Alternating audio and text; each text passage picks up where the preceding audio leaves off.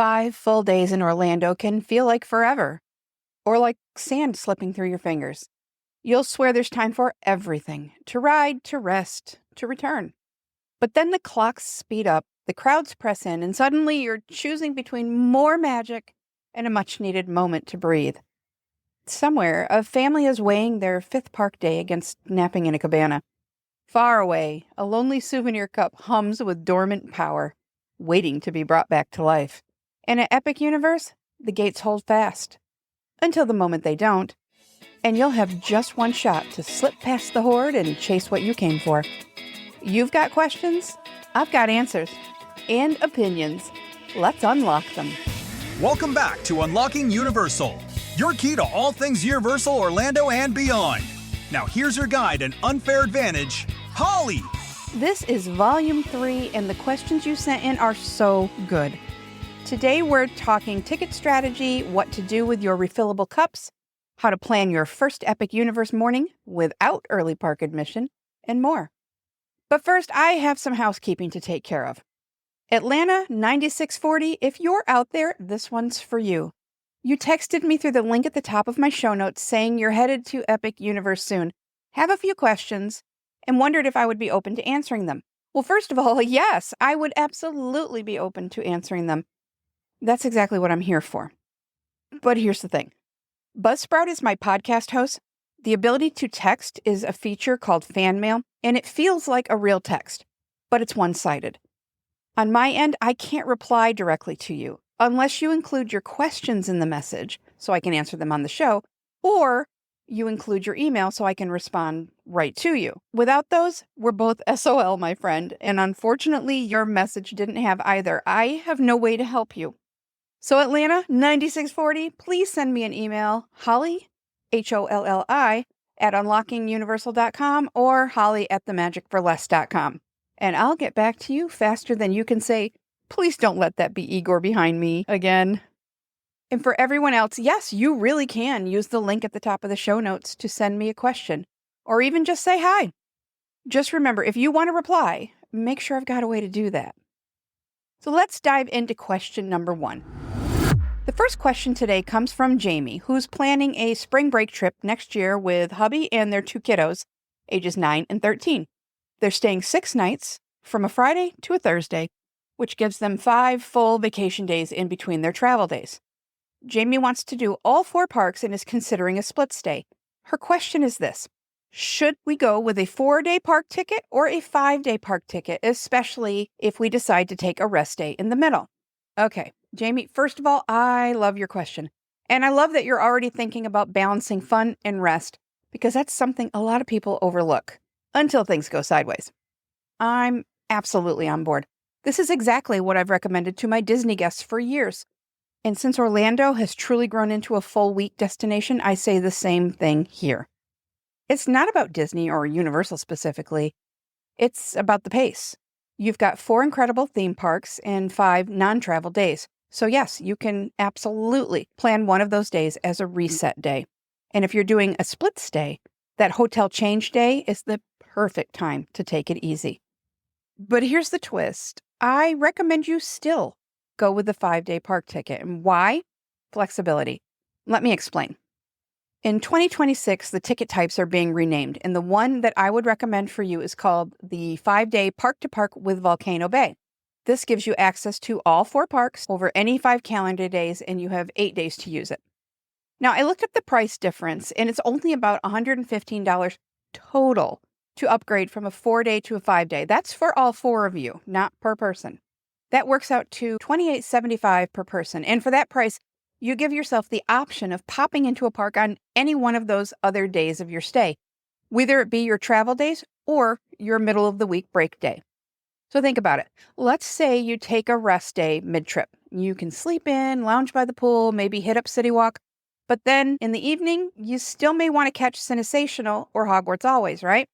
With that 5-day ticket, no problem. Same goes for your arrival or departure day. If your flight times line up, or if you're driving, you have even more control, you could easily squeeze in a few hours of park time, and that 5th day gives you that freedom with a minimal cost. Oh, and here's where it gets even better. Universal is rolling out a new ticket in 2026 called the All Parks Unlimited ticket. This one lets you access and hop between any of the 4 parks on every single day of your trip for up to 14 consecutive days. Ready for the wild part, though? This upgrade from the 5-day ticket to the All Parks Unlimited ticket is only $16 more per person.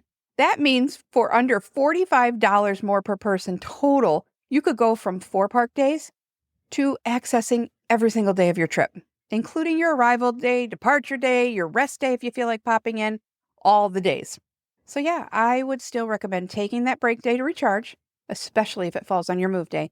But I also recommend the extra park day ticket, at least, because for that price, you're buying freedom, flexibility, and options. And just because you're not in the parks on your break day doesn't mean there's nothing to do but lay by the pool. Universal has tons of options for a chill but still fun day. The obvious one, of course, is that pool day. You can hang out at your current pool, or depending on what hotel you're at, you can even pool hop to another resort. For example, the North Campus hotels all share this perk. Endless summer guests can use either dockside or surfside pools, and the same goes for Stella Nova and Terra Luna. They can share each other's pools. Helios Grand, they don't share with anyone, though. And I heard they run with scissors. Want to plus it up a little bit more? Consider a cabana rental. You could make it a real vacation within a vacation kind of day. You could catch a movie at City Walk. The Cinemark there is huge. It has those floofy, comfy recliner seats. That's the technical term. You could check out the Great Movie Escape. I've done the Jurassic World one. It was so much fun. I'm pretty sure I could totally be talked into doing the Back to the Future one. Hit me up if you want to go. There's the Hollywood Drive-In mini golf right as you enter City Walk. Of course, City Walk itself, shopping, dining, dancing, karaoke, live music some nights. And one you may not think of is Hard Rock Cafe. Now, this is not to be confused with Hard Rock Hotel. It has a large venue called Hard Rock Live there. They host all kinds of performers, comedians, musicians, cover bands, you name it. Oh my gosh. Ask me about the time Brian and I showed up for a very long-awaited, highly anticipated Dirty Honey concert. We were so stinking excited. Such an amazing band. They are everything good about 80s rock. Well, anyway, we get there. There's no concert. It had to be postponed, and Brian missed the frickin' email. But they rescheduled, and they rocked the heck out of the place, even if Wolfgang Van Halen bailed. Whew, I may still be a little bitter. That's fun. And hey, if you're feeling bold, you can even head up to City Walk's second level to Hart and Huntington Tattoo Parlor and get you some fresh ink. Walk-ins are welcome, though you can schedule them. Now, I'm going to say this is the most unique souvenir one can get. You can tell me if I'm wrong, but just don't blame me if you end up with a Pinterest board full of tattoo ideas and no plan where to start. I will figure it out eventually. Question number 2. This one came in anonymously, and I think I might know why. It reads, "This might be a dumb question, but I love my refillable cup that I got last year at Halloween Horror Nights. Can I bring it back and use it again this year?" Well, first of all, it's not a dumb question. And honestly, it's one that a lot of people have. If it's a Coca-Cola Freestyle souvenir cup, yes, you can bring it back and reactivate it for another day or night, as the case may be, as long as the chip in the bottom is still functional. Just don't microwave it or run it through the dishwasher 42,000 times so now it's warped like my Horror Comes Home cup, or you might be out of luck. Hand washing is best. Now, if it's a blinky cup, the ones that come with the Horror Nights cocktails and glow and flash in the dark, that one's a no. These are event specific and can't be reused in later years. They're fun, but they're a one-season wonder. No refills in 2025 or 2024's cup. Now, for anyone listening who's kind of sitting there like, wait, there's multiple types of refillable cups at Universal? Yeah, there are actually 4 different refillable programs across Universal Orlando Resort. 3 of them are for beverages and one's for popcorn. And each one plays by its own rules. But don't worry, I'm going to be unlocking all of that in a future episode, so you'll know exactly which cups or buckets are right for you. Moving on to question number 3. This one comes from Mandy, who says that the next time her family's in Orlando, they'll be staying with relatives. And it's also their first visit to Epic Universe. And that means they won't have early park admission. Her question, should they still head straight back to the Wizarding World of Harry Potter when the park opens? My answer, yes, but not in the way you might think. First, let's talk timing. Even without early park admission, you're going to want to arrive at least an hour and a half before the official park opening time. I know that sounds extreme, but you have to trust me. This is one of those situations where earlier is better. So if you arrive at least an hour and a half before the park opening, you're going to get through security and into the holding area, like just past the Chronos. You'll be inside Celestial Park and you'll be held there. From there, if you look to the left, that crowd is going for Super Nintendo World and Dark Universe. Or if you look to the right, those are folks that want to go to Isle of Berk or Wizarding World of Harry Potter. You're headed to Ministry of Magic, so stay to the right. Stake out a spot near the front of that side and enjoy the music and the anticipation. If you brought a coffee or some breakfast to go, this is a great time to enjoy it. Now, here's where my advice might surprise you. Even though you're headed into the Wizarding World, I'd skip Battle at the Ministry. It's going to be swamped with early park admission guests. Instead, head straight to Le Cirque Arcanu. The first show usually starts 45 minutes after park open, and it's incredible. Live performers, puppetry, music, special effects. And I'm telling you now, go in blind. Avoid spoilers like the plague. Do not watch any videos. Just let it wash over you and blow your mind in real time. I promise you won't regret it, and you only get one chance to watch it for the first time. While you're at it, grab a butterbeer to sip while you wait in the queue. Once you're inside a little ways, you'll head into the pre-show areas. There are two, and they're more like holding pens. They're not like a tight queue. So don't stress about being the first in line there. And I swear to you, when I say this, there's not a bad seat in the house. You know, though, I'm sitting here thinking about this, and I'm torn a little bit, and I have to be transparent and share it. Because I know myself, I can't help thinking I may just make a little detour on my way to the Wizarding World in this situation. Here's what I'm tempted to do. When the gates open, I may hustle straight over to Isle of Berk to see what the posted wait time is for Hiccup's Wing Glider. If it's 45 minutes or less, I'm probably jumping in that line. The caveat is that you have to go there to check, and Berk is expansive, so it's a bit of a haul. But the app may not display true wait times right at opening, and by saying may not, I'm being generous. With so much movement and influx of people, it's really hard to be accurate in that small time frame. So you're flying blind at first. And while I'm at it, I'm absolutely swinging by to check the line for Meeting Toothless. Am I taking a chance of just wasting time to only end up skipping both of those for now? Yeah, sure, but it's a calculated risk. And if I have to hit the second show of Le Cirque Arcanu, so be it. Because seriously, it is a mathematical impossibility to not have an exceptional day if you begin it with a dragon hug. The thing about the queue to meet Toothless is that it is almost completely exposed. And Florida is going to Florida. Scorching sunshine, pop-up showers. And while this meet and greet runs all day, team members will cut the line well before park close to ensure that they aren't stuck there until 3 a.m. I know, it's so selfish.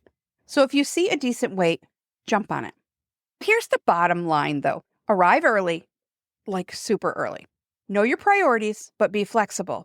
And watch the weather, check the app, and set some wait time alert notifications so you can be ready to pivot.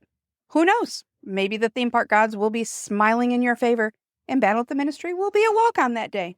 But even if not, you've got some amazing options to start your day strong, even without early park admission. Our final question of the day comes from Todd, and it's a quick one, but definitely one that a lot of people are wondering. He asks, is early park admission available to all 4 parks at Universal Orlando? And the answer is yes, with an asterisk. Universal Orlando offers early park admission, or EPA, to all 4 parks, Universal Studios, Islands of Adventure, Volcano Bay, and Epic Universe. And this is for on-site guests and guests with certain tickets or passes. However, between Islands of Adventure and the studios, EPA can change depending on the season, events, and expected crowds. We can bet on Islands hosting it because of Hagrid's Magical Creatures Motorbike Adventure, especially now that it accepts Express. And not only does Hagrid's now accept Express, it accepts it during EPA. This is a really big change, and it makes getting there even more important than it was before this change. If the studios is also hosting EPA that morning, this is going to help that line. But the best thing you can do is check the Universal Orlando app close to your travel dates. And check it often, because it's subject to change. You want to see which parks are offering EPA, what time EPA begins, and which attractions are going to be included that day. Early park admission is a huge perk, and it can make a really big difference in your day. That's it for Volume 3 of Your Epic Questions Answered. If you've got a universal question of your own, tap the link at the top of the show notes, or you can email me if it's more time sensitive. And hey, if you found this helpful, I would love for you to follow the show. Maybe share it with a friend or leave a rating and review. It helps so much. I'll be back soon. Until then, stay cool, stay hydrated, and don't forget to tip your wand hand. Yeah, I entertain myself. See you soon. Thanks for hanging out with us. Now get out of here and go do something nice for someone.